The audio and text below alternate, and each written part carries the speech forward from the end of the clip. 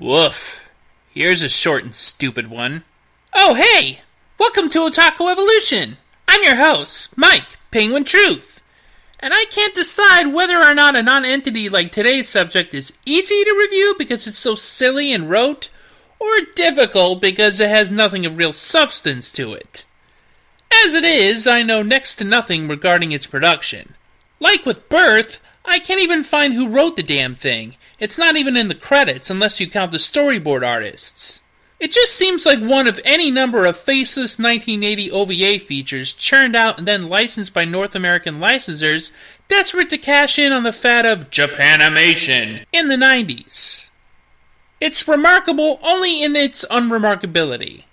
Well, for that and for one other thing in the last act. I'll get to it, don't you worry. Anyway, time to talk about the Tokyo Project, also known as Tokyo Vice, also known as about an hour of Anime the Anime. We open up to a zoom into Tokyo as a rock concert in a small venue begins in front of a raucous crowd. Now where have I seen this?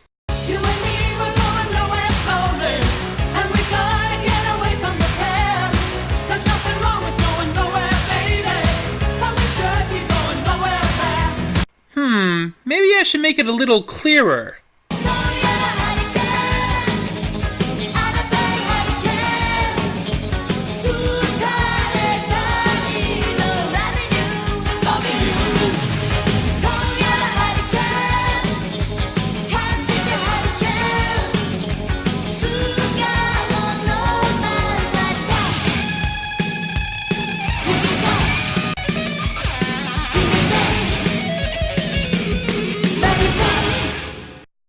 You know what?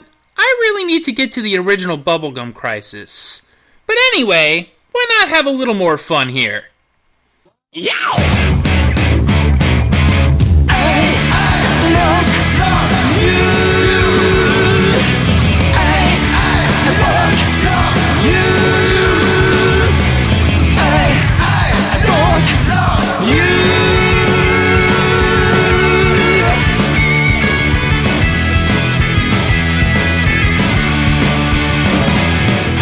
If you got that, I like you.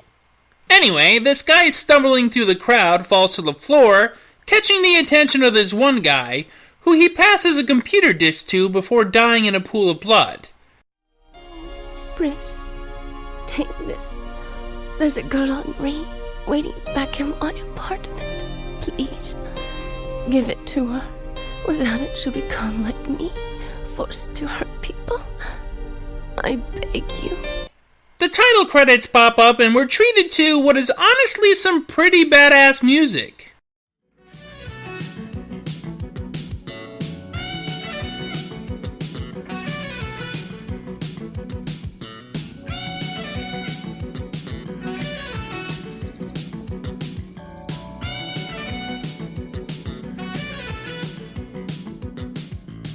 Apparently this guy in a dark room and what looks like Japanese Clark Kent from Wild 7 commiserate over their failure to recover the important disc from their top secret project. There's a lot of these kinds of scenes, perhaps too many.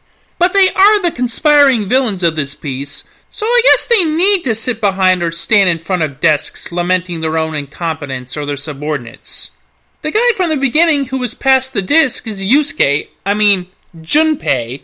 who's visited during a lecture he's attending at a college by his friend Akira, the singer from the concert. Apparently, because some random guy passed him a disc and told him to get it to some scientists, he feels like it's any of his damn business instead of just giving that evidence to the police like any normal person would.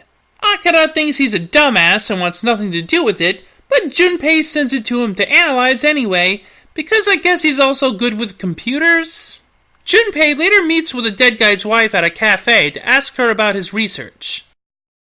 Anything you can remember will be helpful. But I've already told the police everything I know. Really? He loved robots. His specialty was robot technology. Before he disappeared, he received a very attractive offer from the Yotsuboshi Corporation to come work for them and continue his research. Yotsuboshi? Yes, actually his research was always in financial trouble, so when he received the offer, he was so happy that we could finally get an operation for our daughter, and then he disappeared. Stellar voice acting there. You know you're in trouble as a dub studio when you make manga entertainment sound like animes. I don't think I've covered an anime with a dub this wooden since Harmageddon. But I'll save the bulk of that criticism for another time. Anyway, Lestat here looks into the computer disk's contents, which looks a bit like that disk Gogol's lady friend stole in Cyber City Oedo. That's not too far off either, because apparently it's some kind of control program for some defense system involving an AI. Yusuke, meanwhile, tries to locate the scientist the dead man wanted him to pass the disk to. That guy's retired, but this other lab jockey is pretty eager to get his hands on the disk. Our plucky hero insists on delivering it to the professor himself, and heads off to his address, but it turns out that the newer guy has been working with a conspiracy and tips them off. Naturally, this calls for a little skullduggery in the form of sending an attack helicopter after a guy on a motorcycle! Clearly, nothing says top-secret conspiracy quite like the subtle touch of a helicopter firing at a motorist on a public road! Well, when all you have is a hammer... No! No!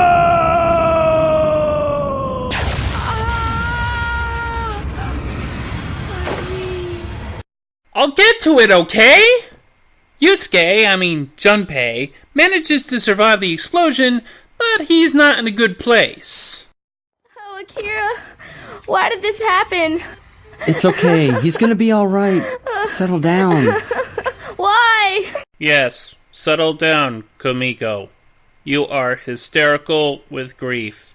Get a hold of yourself. Ugh! This voice acting is garbage! At least the putzes in Birth were trying. Akira and his sister, girlfriend, manager, whoever, are both questioned by this police detective, wondering why they've been danger magnets as of late. Huh. The cop kind of looks like Leon McNichol in a... Anyway, foul play is afoot when somebody comes into Junpei's room to finish him off before he can talk. But his sister screams and help runs in. Let go of that fellow!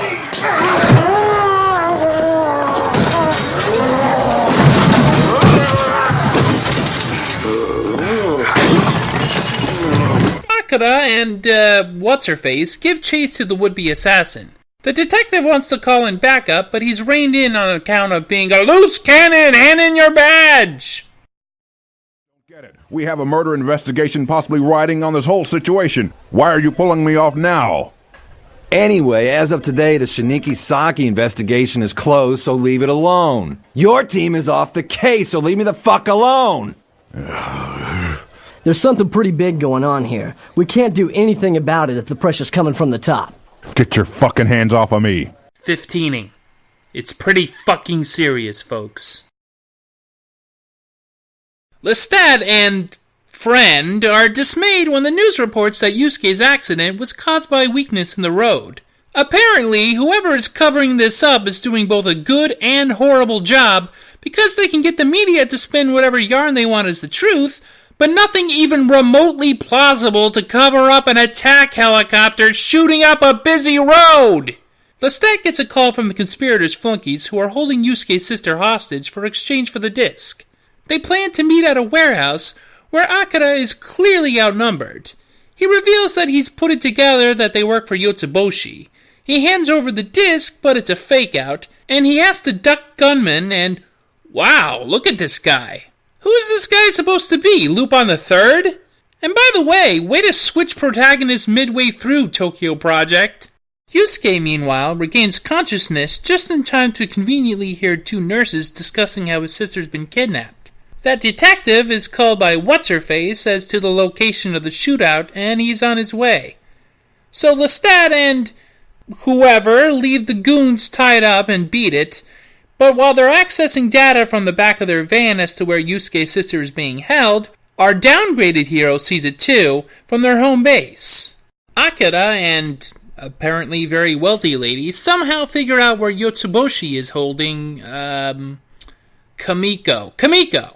Anyway, they find out, and Lestat breaks in using an array of convenient gadgets, while Junpei speeds his way there. Kuraku Kento is deeply displeased, and his financial backer wants to pull the plug and disavows him. Ponytail, meanwhile, stumbles onto, well, just look. What?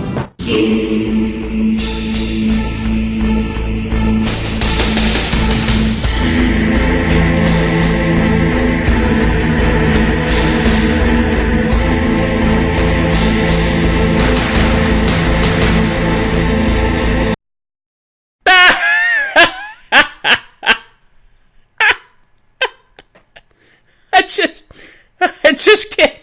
Wow. That is clearly just the Metal Gear, isn't it?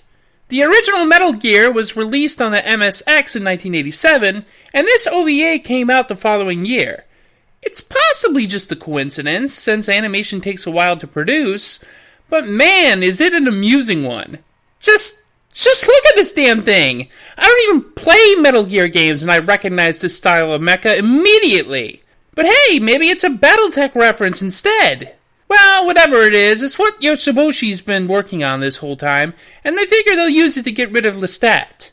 But, like I said, this guy's full of surprises. What the hell? Hey, Kumiko, Akira! you mind if I hang around a while? You should have stayed dead. What?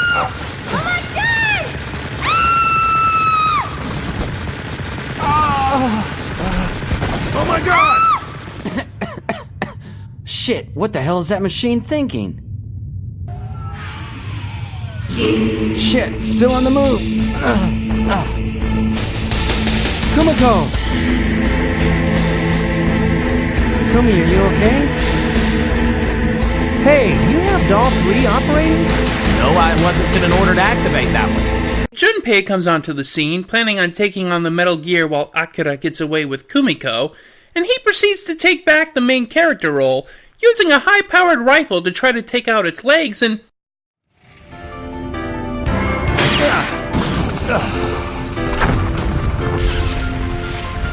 Did I get it?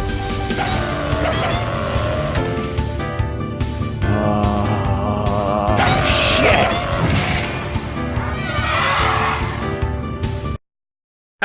I'm sorry, did that robot just roar?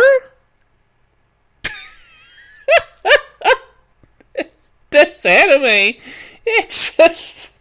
what a glorious stinker. Since Yusuke here can't use the spirit gun to take out the robot, he has to concoct an ingenious strategy to win the day, which is, kind of bullshit, but hey, it somehow works, and the robot stumbles down an elevator shaft to its doom. Unfortunately for Junpei, the Metal Gear has a self-destruct device. The stat makes it out with Yusuke's sis, and the detective is dumbfounded.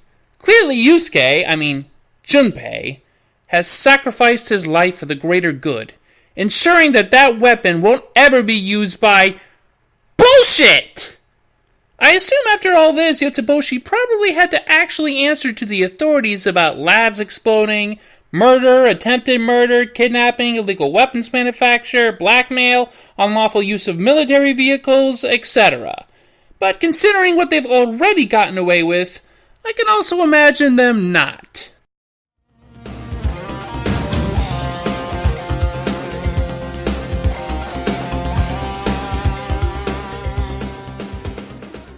And that's the end of Tokyo Project, a completely unremarkable, by-the-numbers schlock anime title, all until the final act when it takes this bizarre science fiction turn that almost, but not quite, saves it from the heap by being really, really silly. And with a straight face, too. But hey, at least the music's good. Well, that's it for this week's Otaku Evolution. Next time, I'm going to cover an anime nearly good enough to be considered a classic. Until it became all about zombies. Until then, see ya!